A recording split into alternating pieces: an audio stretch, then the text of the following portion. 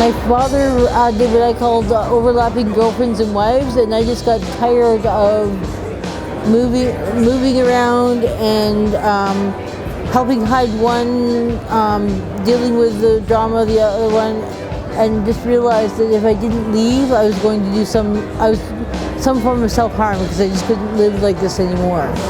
I went to the chaplain at a school I had gone to, and the number of schools I've been shipped around to as we moved, and they knew about Covenant House that had just opened within a few months before this happened, and gave me bus fare to go and sent me there, and that helped me on a journey of being able to take care of myself. And I went to a Etobicoke Girls Home for 6 weeks. Then I moved to Ottawa to try and have a relationship with my mother, but things didn't work out there. And then for the next couple of years, dealing with dealing with drama that happened in my life, some of my making, some not of my making, and also had a baby and was in a few situations where I had to leave the area because it wasn't a good area to be in. For the next few years, I had 2 or 3 periods where we were homeless for our safety. The place I was living in when I got the walker was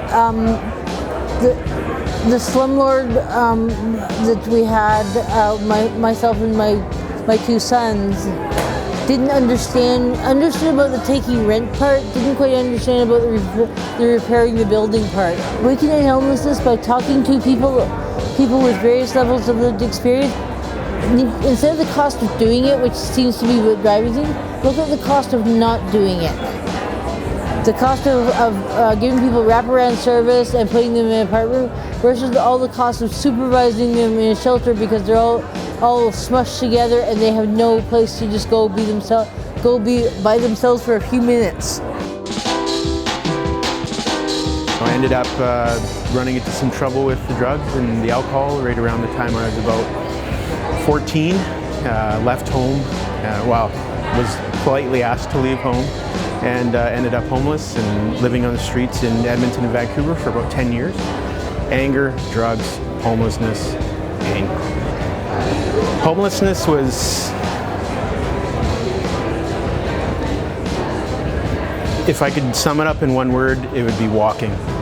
Homelessness was all about walking, and I remember a time I walked so long in the rain in Edmonton. The weather's horrible a lot of the time, and I had walked for so long that my socks actually became embedded in my feet. A guy from Edmonton, a real pioneer, his name's Murray Robson, and he actually worked a Housing First model with me before Housing First was even a thing.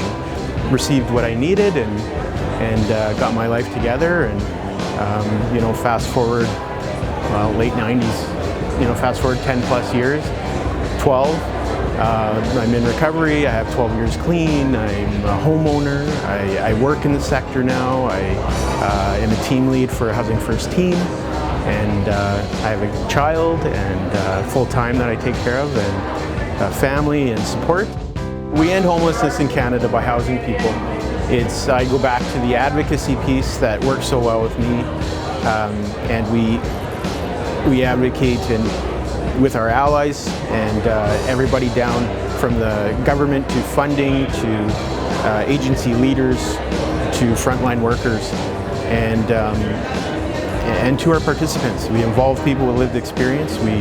We work with people where they are, and we get to know who they are, and we end it one house at a time, one person at a time. I've been homeless off and on over 5 years, since I was like 15, turning 16 till 20. Continued couch surfing, homeless, wherever I could stay with friends, vans. Sometimes I would just work graveyards at McDonald's and then sleep at McDonald's in the crew room. While we were staying in a tent behind like Euphoria smoothies in this like really small town.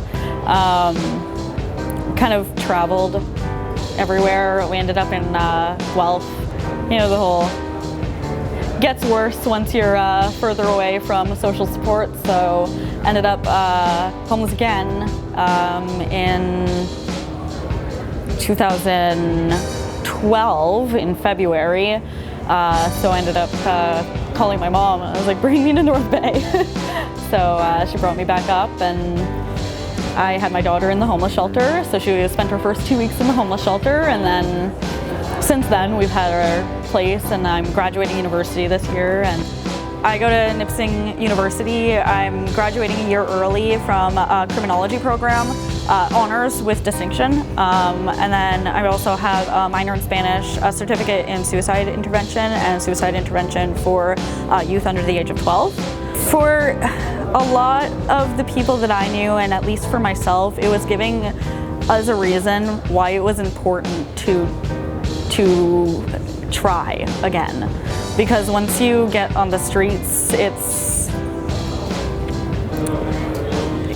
the day-to-day life of the rest of society doesn't matter anymore. And for me, it was my daughter, because I didn't want her to live how I did. I want her to be able to complain about not having a cell phone and that be the worst thing that happens to her ever.